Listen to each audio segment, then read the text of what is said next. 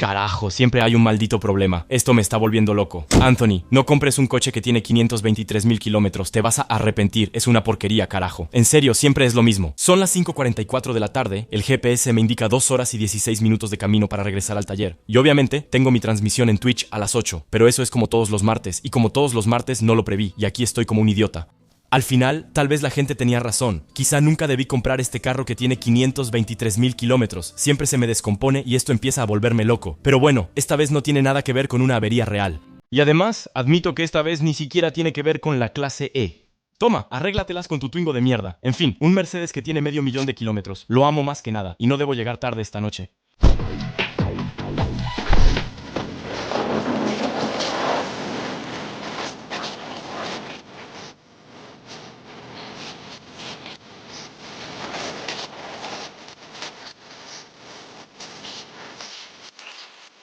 Hoy vamos a hablar de lo que realmente implica haber comprado un vehículo que tiene 523,000 kilómetros en una subasta. ¿Fue una buena idea o no? En teoría, comprarlo no era lo que me daba miedo, ya que un vehículo que tiene 500,000 de kilómetros no cuesta prácticamente nada. Pero después están todos los gastos adicionales, los costos de mantenimiento. ¿Los calculaste, Anthony, los costos de mantenimiento potenciales? No lo creo, porque te recuerdo, este coche tiene 553,569. Sí, escuchaste bien.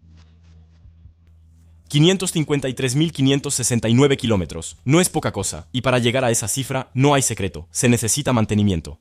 Efectivamente, lo primero que viene a la mente cuando hablamos de un vehículo así es el costo de mantenimiento. Sí, voy a insistir mucho en eso en el video y seguramente entenderás por qué más adelante. Pero básicamente, en un vehículo lujoso como este, que no cualquiera puede comprarse recién salido de la agencia, porque un vehículo así costaba más o menos 60,000 euros en la agencia en Alemania, pues te imaginas que todo lo relacionado con el mantenimiento es súper fastidioso. Tenemos una caja automática de 9 velocidades, un motor biturbo, suspensiones neumáticas, faros delanteros inteligentes que cuestan como 2,000 euros cada uno. Sí, eso no lo piensas mucho cuando compras el auto en una subasta por 3,700 euros. Y aún así, créeme, era algo realmente importante en el momento en que compré el auto. En fin, antes que nada, te voy a explicar un poco la historia del Mercedes Clase E, porque en realidad es una historia de amor con el automóvil que se remonta a hace 90 años.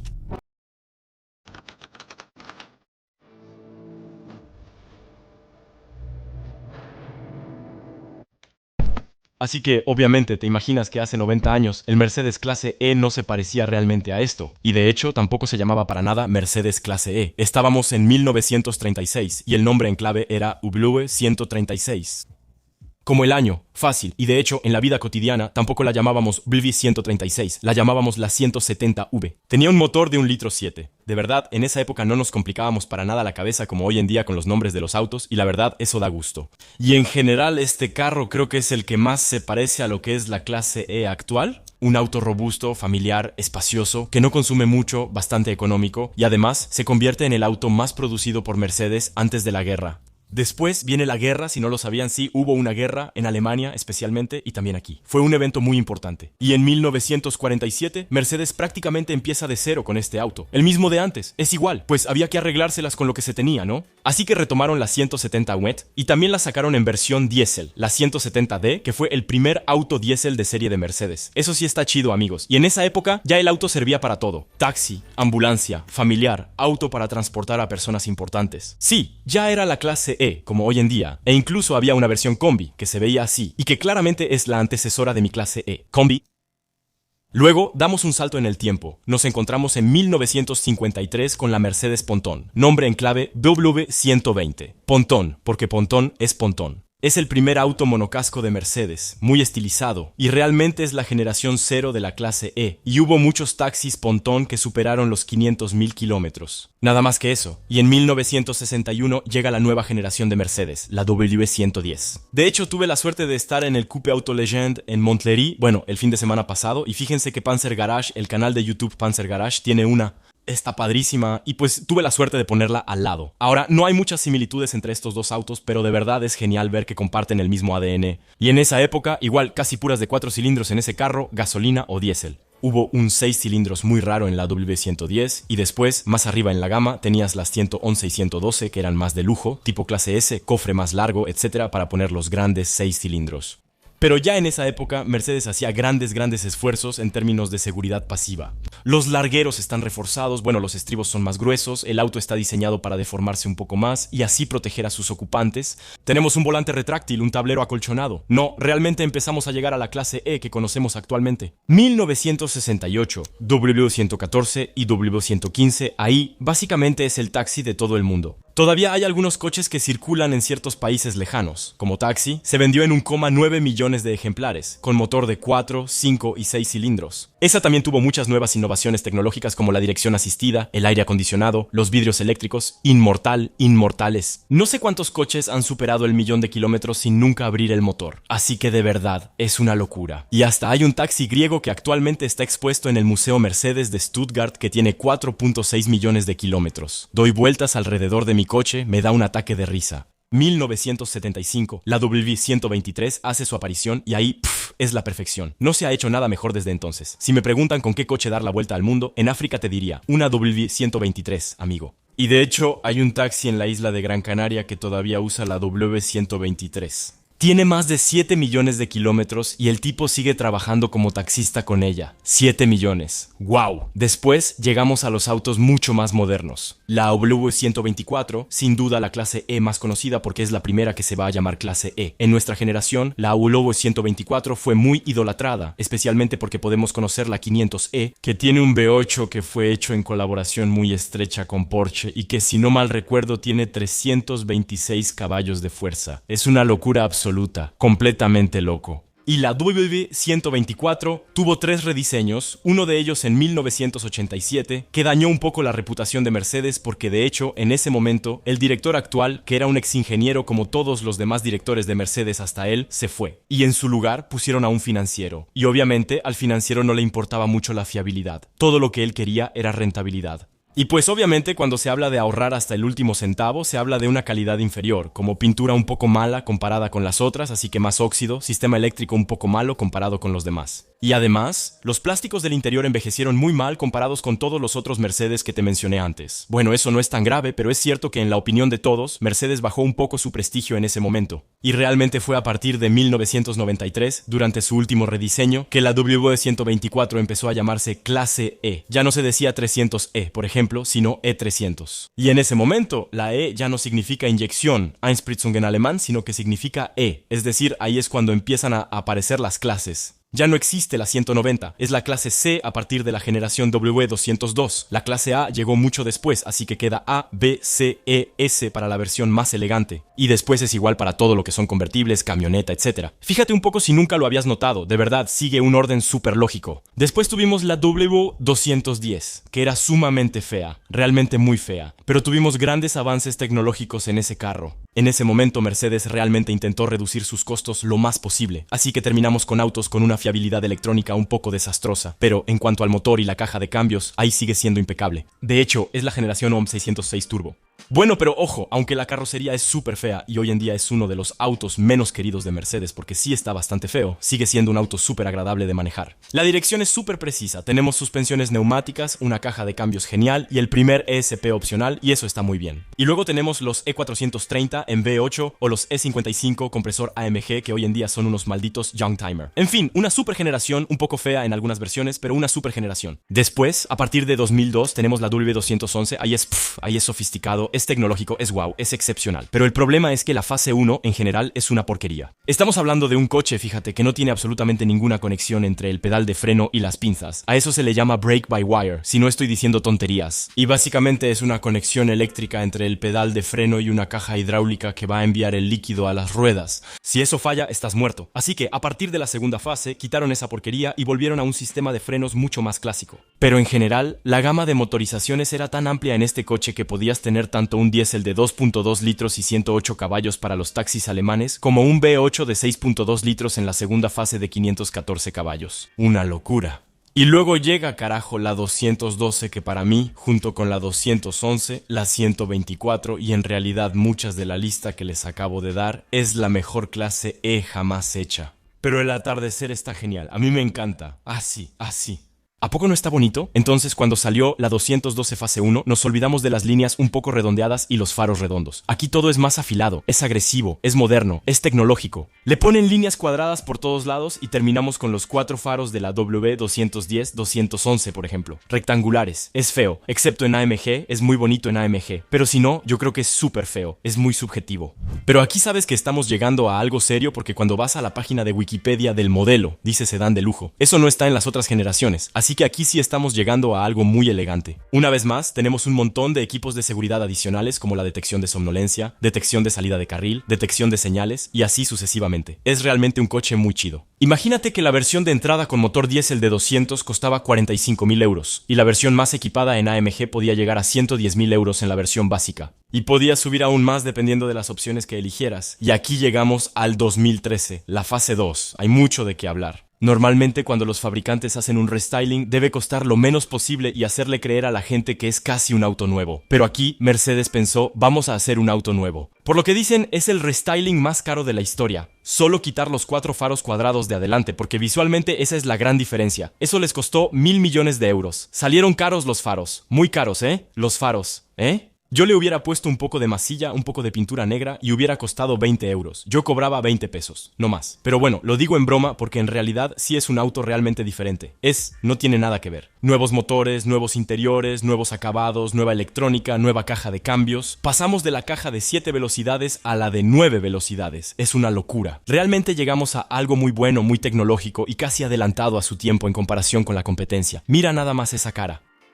Sí, y después está la W213 y la W214. Llegamos a autos con microhibridación casi en todas partes, o una hibridación total, o incluso versiones eléctricas, creo, no lo sé, no me interesa. Son computadoras sobre ruedas, hay pantallas por todos lados. Pierdes completamente el alma del auto y ahí llegas a un simple medio de transporte. Espera, había anotado una frase interesante. Había anotado que la 214 es la primera clase E que seguimos en un mundo donde el auto ya no es una pasión, sino un servicio. Por eso esto es genial. Es la última verdadera clase E, con estilo, donde todavía tienes sensaciones y todo eso, ¿sabes? Buen carro. Por eso elegí este, de hecho.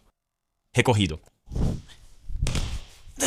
Y en realidad, ¿por qué compré esto? Acabas de entenderlo. Me encanta este modelo. Solo saber que el restyling, solo para quitar un pedazo de la defensa aquí, costó 1.000 millones de euros. Carajo, eso me dan ganas de tener una. Estoy muy feliz.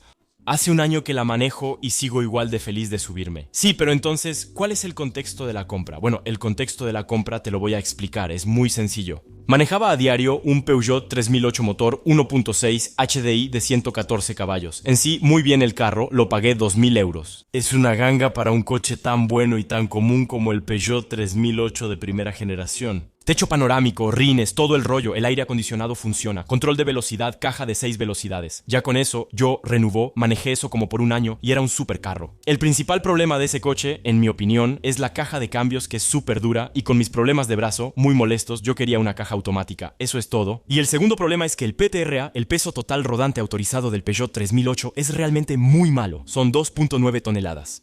Y cuando tienes un coche que ya pesa 1.4 toneladas, pues eso significa que atrás solo puedes poner 1.5 toneladas. Con un remolque de 500 kilos, eso quiere decir que puedes poner un coche de 1 tonelada en un remolque de 500 kilos. Es muy malo. ¿Eso sabes cuánto es? Peso total rodante autorizado, 4.6 toneladas. 4.6 toneladas. El coche pesa 1.8 toneladas, claro, pero haz la cuenta, puedo cargar, un montón de cosas atrás. En fin, contexto. Pues sí, el contexto es muy simple. Entonces quería un coche con transmisión automática. Conocí a Loris en la verificación técnica. Me dijo, compro autos y los revendo. Le dije que quería una vagoneta con transmisión automática. ¿Qué opinas? Entonces me mandó un anuncio. En subasta, un taxi alemán. Le dije que sí y no me arrepiento. Para hablar un poco de números, vamos a hablar de los números. Ese coche estaba anunciado en subasta. Si no han visto el primer episodio de este carro y su transformación, 3.700 euros por un coche con 523.000 kilómetros. Entonces, son muchos kilómetros, pero muy pocos euros. ¿Qué tienes por 3.700 euros? Tienes esto, y bueno, eso es una porquería. Esto sí está genial. Luego, a esos 3.700 euros, porque al final fui el único que ofertó. Yo solo me emocioné frente a la cosa. Veía el contador avanzar, carajo, solo queda 1 hora. Carajo, solo queda media hora. Carajo, solo queda 1 minuto. Carajo, es mi coche. Nadie más ofertó por ese carro porque en realidad hay que saber que en Alemania hay anuncios así en subasta varias veces al día y a todos les da igual. Es el truco para conseguir un buen coche barato. Y a esos 3.700 euros le sumas 500 euros de gastos de gestión y 250 euros de gastos de traslado, 200 euros de gastos de regreso. Porque entonces fui hasta allá en avión, así que tomé el tren, tomé el avión y tomé un taxi para llegar a un gran estacionamiento donde había muchos autos. Y después regresé por carretera. Me costó 200 euros gasolina más peaje, nada caro. Después le sumas la tarjeta de circulación y da un total de 4.850 euros. No estás en el encuadre, Anthony. Esa es mi computadora allá para hacer stream. Por cierto, ya te lo dije, hago streams todos los martes en Twitch a las 8 de la noche. Tiene ruedas y lo pongo donde quiero en el garage. Está chido, ¿no? Así que terminé con un coche de 4.850 euros con 500.000 kilómetros. Y con 4.850 euros, pues puedes comprar esto, puedes comprar esto, puedes comprar esto o esto o esto. Es un poco menos malo, pero sigue siendo mucho menos bueno que esto, sí. Bueno, ahora es momento de hablar de lo que duele al bolsillo, de la fiabilidad del coche. Ahora he recorrido 30.000 kilómetros con este carrito en un año, así que les voy a hablar de lo que me ha costado porque creo que para eso están aquí, no sé. Entonces Constant me dijo que fuera a hacer una de las tomas en el entrepiso porque podría ser interesante, podría cambiar un poco, así que escuchen, vamos a hacer eso.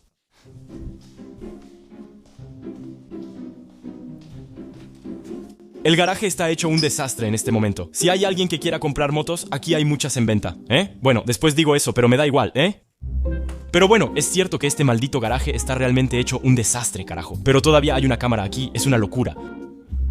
Y hay una ahí, y hay una ahí, mira, ya son muchas, ¿no? Ahí, la última, olvidé mi computadora. Ahorita regreso. No, esta vez no hago lo mismo. Ya me voy, oye, al final este garaje sí está grande cuando haces el recorrido de ida y vuelta 15 veces. Entonces vamos a hablar de mantenimiento porque sé que es algo que realmente les interesa muchísimo. ¿Cuánto me ha costado este coche durante los últimos 30.000 kilómetros? Pues es muy sencillo, tuve algunos pequeños problemas técnicos con el coche, algunos pequeños problemas mecánicos empezando por problemas de alimentación de combustible. Podemos poner un extracto. Bueno, pues las cosas han cambiado. Sí, está fallando, así es. Sí, así es. El motor se apagó, así que les mantengo informados. Está un poco complicado aquí. Me voy a descansar un momento. El micrófono está aquí. Al principio pensé que era la bomba de alimentación porque en estos coches, como son de tracción trasera, el tanque de gasolina, como está el árbol de transmisión en medio junto con la línea de escape, el tanque pasa por encima de todo ese conjunto en medio del coche. Excepto que, bueno, del lado del pasajero tenemos una bomba y del lado del conductor tenemos una bomba secundaria que toma el diésel del lado izquierdo a través de la bomba principal con una serie de mangueras de alimentación y retorno. Lógico. Entonces empecé por cambiar la bomba de alimentación. Me costó 100 euros. Estaba súper contento hasta que volví a quedarme tirado, no era eso. Así que estuve manejando durante algunos meses con el coche, quedándome tirado regularmente, ya que cada vez que llegaba a cierto nivel de combustible, es decir, más o menos un cuarto del tanque, pues el coche se apagaba porque la bomba chupaba aire. El combustible restante estaba del otro lado del tanque y no podía alcanzarlo. Y si pusiste atención, sabes por qué. Porque hay una protuberancia en medio con la transmisión. Así que bueno, me quedé tirado varias veces. Una vez el seguro me ayudó y me costó 270 euros porque estaba en la autopista y mandaron una grúa. Me costó casi 300 euros y el seguro me dijo, ya basta, nos estás tomando el pelo, esta vez no te cubrimos. Y entonces me dije que por fin iba a cambiar esos famosos tubos de transferencia y me costó como 60 euros. Y pues la verdad me tuve que quedar tirado como 5 o 6 veces. Bartán vino a traerme diésel una vez y luego fui a una gasolinera una vez con botellas vacías y luego... ¡Qué infierno! Ese problema me costó 660 euros porque cambié la bomba de alimentación. Si solo hubiera cambiado los tubos, solo me habría costado 60 euros. Y eso fue al principio, ¿eh? Creo que cuando compré el coche ya tenía el problema, pero como llené el tanque en Luxemburgo, salía más barato, no vi que marcara ni un cuarto del tanque y no me quedé tirado. Creo que si hay un dios de los autos en algún lugar, estaba conmigo cuando recogí el coche. Porque quedarme tirado en medio de Alemania es una experiencia que no tenía nada de ganas de probar. Después tuve el famoso problema de la suspensión neumática. En el sentido de que pues todas las mañanas el coche amanecía con la parte trasera en el suelo. En esos coches de fábrica solo tienes suspensión neumática en la parte trasera, no en la delantera. Así que pues todas las mañanas el coche estaba con la parte trasera en el suelo. Entonces se veía muy bien y quizá fue el hecho de ver mi coche en el suelo todas las mañanas lo que me dio ganas de ponerle realmente un kit neumático completo. Muy probablemente eso me permitió hacer pruebas de ajuste con mis rines y todo. En realidad, era un problema bastante gracioso, pero a largo plazo no es muy bueno porque si todas las mañanas tu coche tiene que volver a presurizarse con el compresor, cosa que no debería hacer. De hecho, tal vez también se presuriza cuando manejas, cuando haces viajes largos y realmente no está hecho para eso. Así que yo preferí cambiar mis fuelles de la suspensión neumática. En ese entonces me costaron 650 euros y elegí una buena marca. Elegí Arnott porque en Mercedes costaban el doble y buscando en internet podía encontrar fuelles por 100 euros, pero la verdad no tenía ganas de instalarlas. Así que me costó 650 euros ya con envío y funcionó muy bien. Después, el último mantenimiento que le hice a este coche fue un cambio de aceite, cambié el filtro de diésel, cambié el filtro de aire y ya.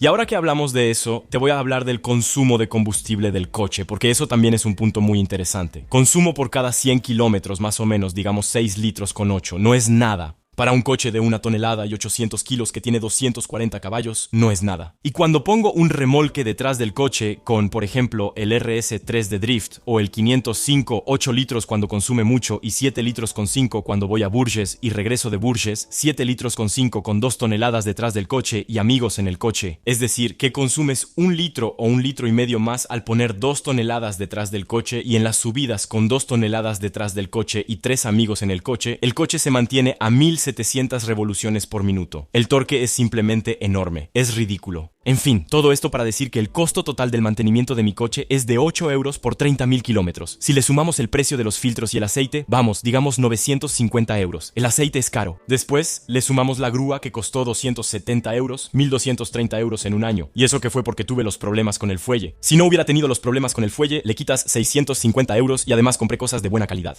Sí, bueno, Anthony, haznos el mismo video en un año. Vamos a ver si... De acuerdo, haré el mismo video en un año. Así quedamos. Nos damos la mano y luego, como una maldita enfermedad incurable, llegó el tuning. Entonces ya lo ves, pero ahora se supone que lo ves mejor.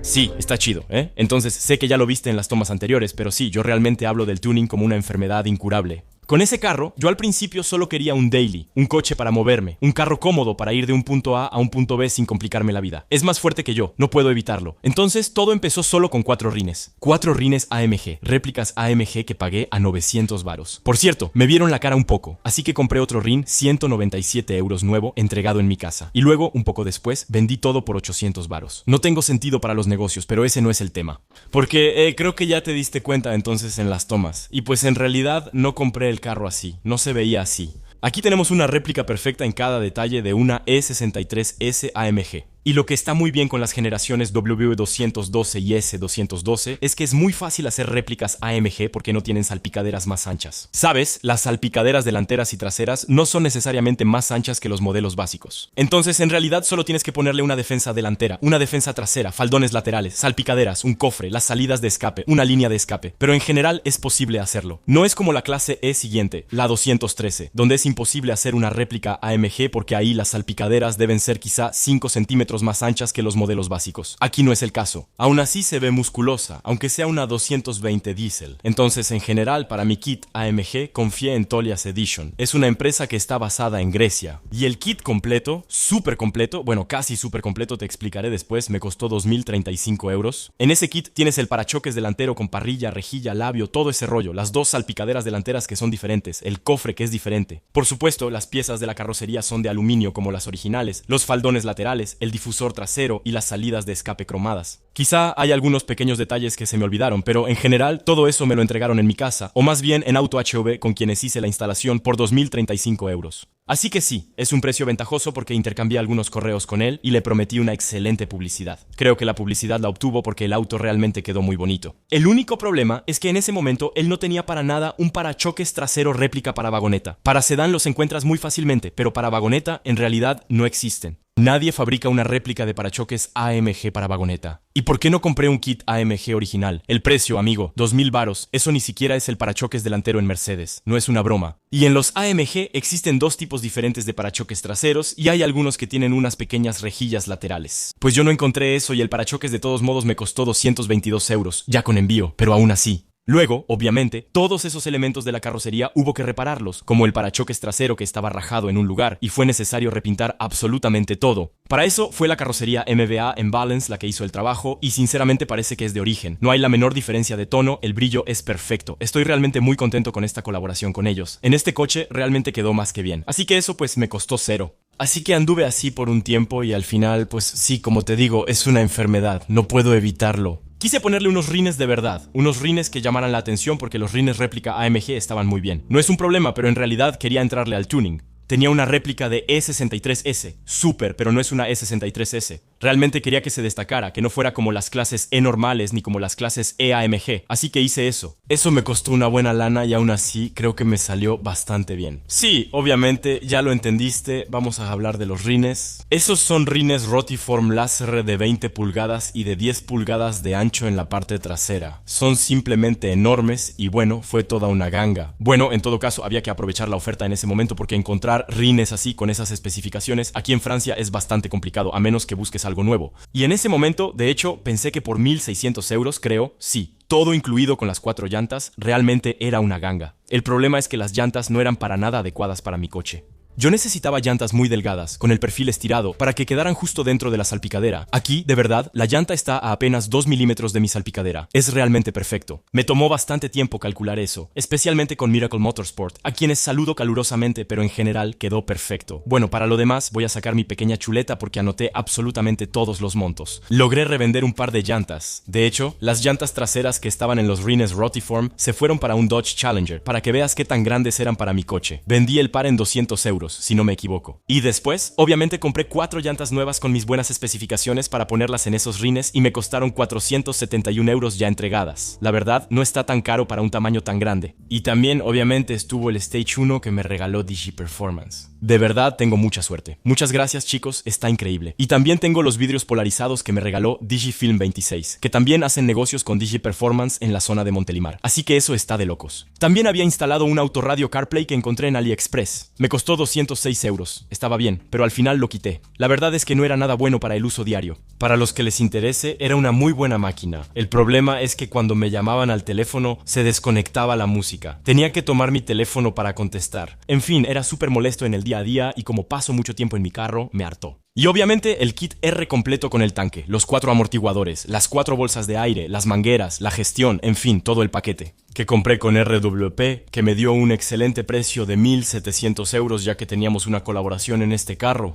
Tuve un muy buen descuento y gracias de verdad a ustedes, muchachos, se agradece mucho. Y bueno, ya llegamos. Sobre un subtotal bruto de tuning de 7.931 euros, o sea, casi 3.000 euros más que el precio del coche. Pero bueno, ¿viste cómo quedó la cosa? Sí, una vez que vendí mis rines, una vez que vendí mis llantas, todo eso y así. En resumen, me salió en 5.900 euros de mi bolsillo. Todo el tuning, lo cual realmente no es caro. Soy completamente consciente de que si hubiera pagado todas las cosas que no pagué o las cosas que conseguí con descuentos, habría sido realmente muchísimo comparado con esto. Así que estoy realmente contento de todo lo que logré hacer con todos mis socios. Es realmente increíble. Miren cómo quedó el carro, de verdad. Entonces, básicamente, en el resumen final del precio, son 4.850 euros de compra, repatriación y tarjeta de circulación, y más o menos 800 euros de mantenimiento. Pero eso está sesgado porque dijimos que también pagué la grúa y otra cosa, los cambios de aceite. Así que vamos a decir 1.000, no recuerdo cuánto dije, 1.100 euros, algo así. Bueno, muy bien. El tuning, básicamente, estamos en 5.900 euros una vez que todo se ha revendido, así que es un coche ya terminado por 11.500 euros. Vamos a sumar los 300 euros de la grúa que me fastidiaron, vamos a decir 11.800 euros. Entonces, básicamente es el precio de un Clio 5 Diesel de gama baja. Tengo esto, es una locura. Tengo un carro que va a eventos de tuning. La gente le toma fotos y la gente, o sea, es una cosa de locos. Es genial, es demasiado genial. Básicamente, para concluir, creo que tengo muchas cosas que decirles en el sentido de que en Francia, sobre todo en Francia, la gente le tiene miedo al kilometraje. Le tienen miedo a los autos con muchos kilómetros. Yo, en mi vida, he tenido muchísimos autos, muchos de ellos con un kilometraje extremadamente alto y no he tenido más problemas que los demás. A veces, incluso he tenido menos problemas que los demás. Aquí hice todo un escándalo por este auto por la bomba de diésel. Fue una falla de 60 euros y en cuanto a mano de obra, digamos 1 hora y media. Es una locura. En serio, es una cosa de locos. Para mí, los kilómetros en un auto son solo la prueba de que el auto anda. Para mí, entre más kilómetros tenga un auto, más confiable va a ser porque potencialmente las cosas que hay que cambiar, los defectos, las fallas, los problemas ya se resolvieron. Concretamente, este auto lo compré solo unos meses después de que el dueño anterior le cambiara los 4 inyectores y la bomba de presión. No digo que sea el caso de todos los taxis que tienen 500,000 kilómetros. Tuve mucha suerte, pero eso ya está hecho. Eso le costó 4,000 varos y yo no tengo que hacerlo porque ya tiene muchos kilómetros. Si la hubiera comprado con 100,000 kilómetros menos, yo habría tenido que hacerlo. ¿Ves a lo que me refiero? En serio, si lo piensas, es una locura. Entonces, en realidad, si compras un auto bien cuidado, si tú mismo lo mantienes, si piensas bien en lo que le pones, si no haces cualquier cosa rápido y sin pensar, incluso un auto gastado que tiene 500,000 de kilómetros puede convertirse en un auto de ensueño. Para mí, este clase E, es un auto de ensueño, es un logro. Eso me demuestra a mí mismo que el niño que arreglaba 206 en el garage de sus papás ya está lejos, aunque este carro me haya costado lo mismo que mi 206 fase 3. ¿Ves a lo que me refiero? La comparación es increíble. Para mí esto es como el auto de la madurez. De hecho, sabes, creo que empecé el canal cuando tenía 19 años y la gente que me veía tenía más o menos 19 años. Hoy, pronto voy a cumplir 30 años, no de inmediato, y la gente que me sigue también tiene alrededor de 30, y creo que la mayoría de ustedes entiende mi elección de vehículo porque es simplemente una evolución lógica. Es un coche razonable con una modificación no razonable y me parece genial. Dicho esto, van a ser las 8, todavía estoy a tiempo de llegar a mi directo en Twitch. Muchísimas gracias a todos ustedes por haber visto este video, por haber apoyado este proyecto en particular. Yo los invito muy pronto al canal de YouTube para el video de la 206 aventura. Vamos a Marruecos con la 206 que preparé. Tengo mucho miedo. La salida, donde estoy grabando estas imágenes, es en unos pocos días. Espero no romper nada. Vamos a llevar la mayor cantidad posible de piezas de repuesto. De verdad tengo muchas ganas de mostrarles esto. Voy a grabarlo como si fuera un cortometraje. Vamos a intentar realmente rompernos la cabeza un poco como en este video en cuanto a los planos. Va a estar muy padre. En fin, les mando un gran abrazo, martes a las 8 en Twitch y domingo de vez en cuando cada 2 o 3 semanas a las 5:44 de la tarde en YouTube para este tipo de proyectos. Nos vemos muy pronto y gracias por todo.